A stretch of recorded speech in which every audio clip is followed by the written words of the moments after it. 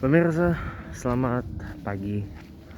Hari ini 12 Oktober 2024, hari Sabtu. Kita teruskan lagi pembahasan riset Indonesia tentang episodenya keberlanjutan versus perubahan. Karena dua kata ini, yang satu cenderung disukai, yang satu cenderung ditakuti oleh sebagian besar masyarakat Indonesia. Nah, kenapa?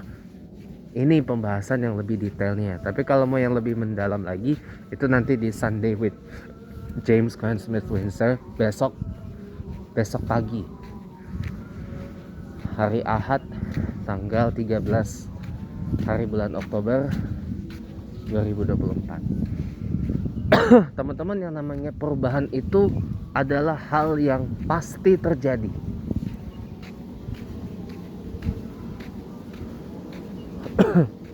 Yang namanya perubahan itu alami terjadinya, teman-teman. Sekian waktu yang lalu, jutaan tahun yang lalu, kebayang nggak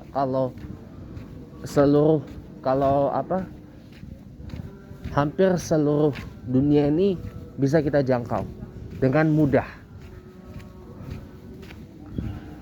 ya? Karena pada waktu itu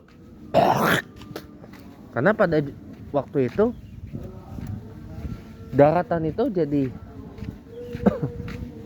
pada bersatu semua, membentuk satu super benua yang pada saat itu bernama, ada yang tahu? Ya, Pangaea. Ya, ini kita lewatin rumah yang dulu saya incer banget, tapi udah kebeli satu. Saya pengen beli dua-duanya sebenarnya, tapi satu udah kebeli. Ya, alhamdulillah sih. Kalau dijual lagi kan lumayan.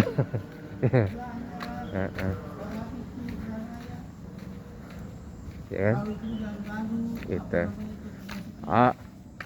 Jadi ya, jutaan tahun yang lalu, kebayang nggak kita daratan satu, nyatu daratan ini membentuk satu super benua yang kita kenal dengan nama Pangaea saat itu, sebelum akhirnya menjadi 5 benua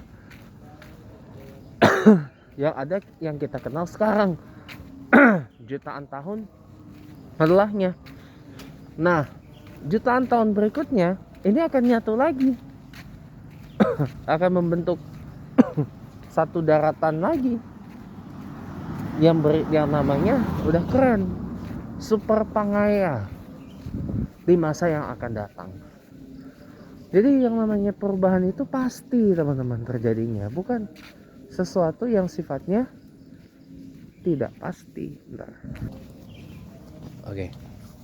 Jadi yang namanya perubahan itu, kawan-kawan, adalah sesuatu yang terjadinya pasti, bukan nggak pasti. Ya, coba sepanjang 2024 ini kita sudah masuk bulan ke-10. Dari bulan Januari, bulan 1 sampai bulan 10 ini kentara nggak perubahannya? Ada, banyak.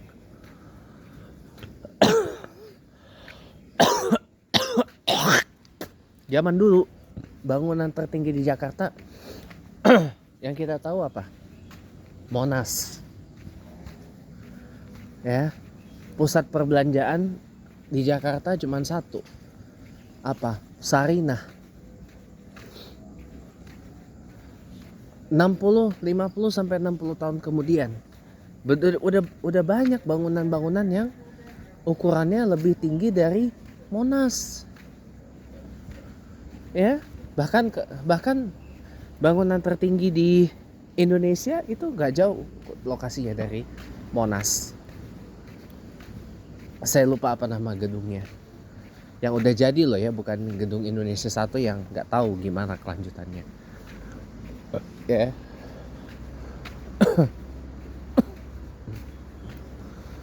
Jadi makanya yang namanya perubahan itu hal yang pasti, teman-teman, terjadi. Sekarang aja lihat, sudah banyak bangunan-bangunan yang lebih tinggi dari Monas, lebih tinggi dari Sarinah, ya kan? Iya.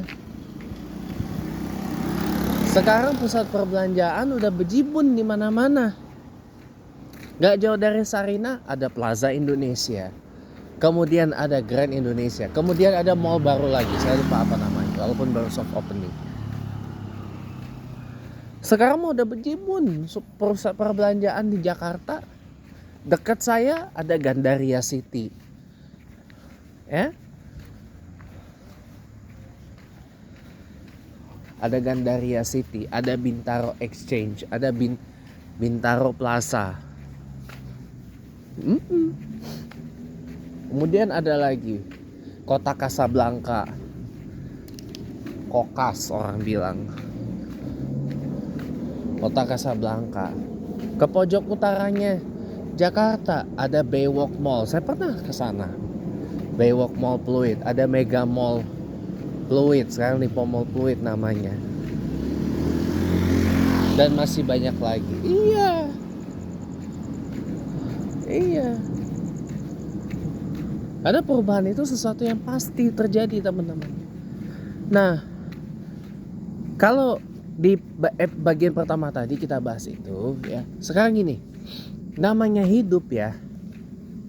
Kita harus bisa memilah dan memilih mana yang baik dan mana yang gak baik. Kalau yang tidak baik jangan diterusin.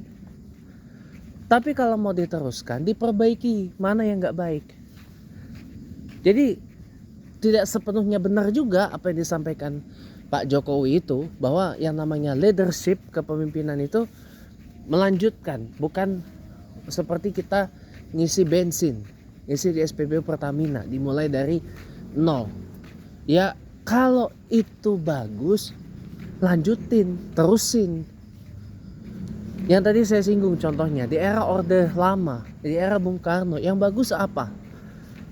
Soekarno mencanangkan pendidikan, pembangunan karakter, pembangunan manusia, human centered development, human capital development, ya, personality development, pembangunan kepribadian,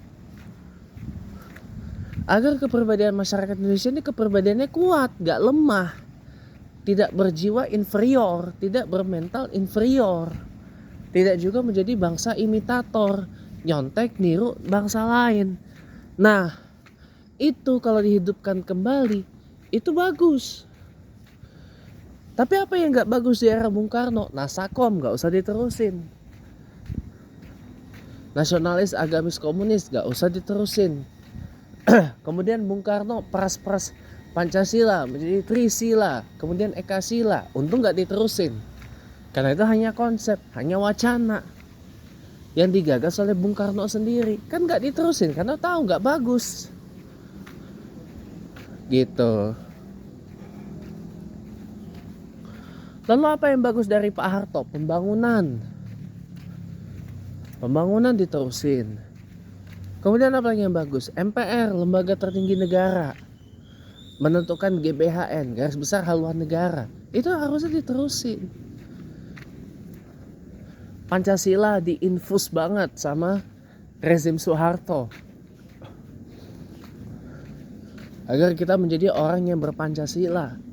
Dulu ada tadi disinggung kita P4, pendidikan Pancasila, dulu PMP, kemudian PPKN. Saya mengusulkan dilanjutkan, dihidupkan lagi mata pelajaran sampai mata kuliah itu jadi PMPKN, pendidikan moral Pancasila dan kewarganegaraan. Bahkan bila perlu TV atau radio itu punya satu slot khusus untuk itu.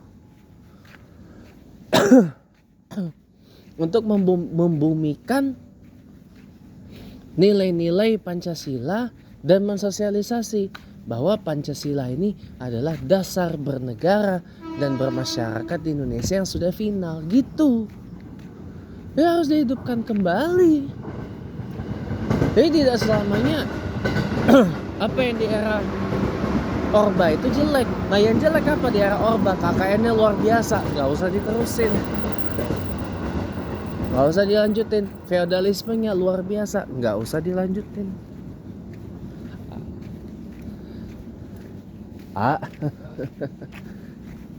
Ya, feodalisme yang luar biasa, nggak usah dilanjutin.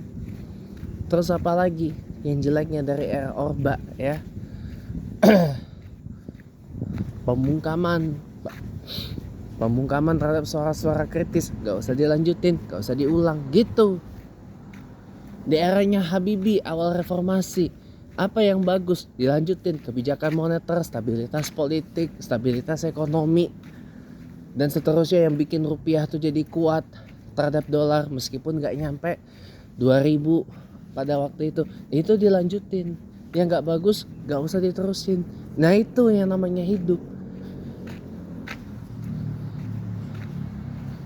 Jadi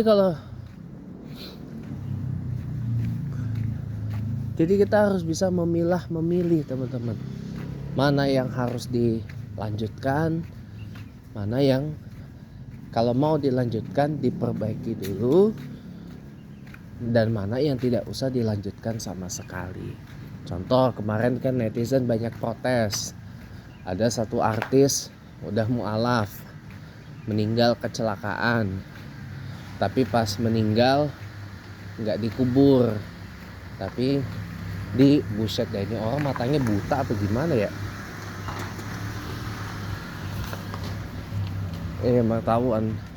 Ketahuan matanya rabun asli. Udah tahu gue di belakang mobilnya matanya rabun apa gimana itu. Itu gak usah ditiru ya teman-teman ya. Jadi gitu teman-teman ya. Ya, harus bisa memilah dan memilih mana yang diteruskan, mana yang diperbaiki, mana yang nggak usah gitu. Nah tadi kita singgung ada artis yang mualaf meninggal kecelakaan, tapi begitu setelah meninggal bukan dikubur, dikremasi gitu, dengan alasan untuk memenuhi wasiatnya. Ya mohon maaf ya teman-teman ya, kalau wasiat itu kan sepengetahuan saya adalah satu amanah yang harus ditunaikan kalau sanggup loh ya. Kalau nggak sanggup nggak dilakuin pun juga nggak apa-apa sebenarnya sih. Tapi kan orang ini kan sudah meninggalkan ajaran lamanya jadi mengikut Islam.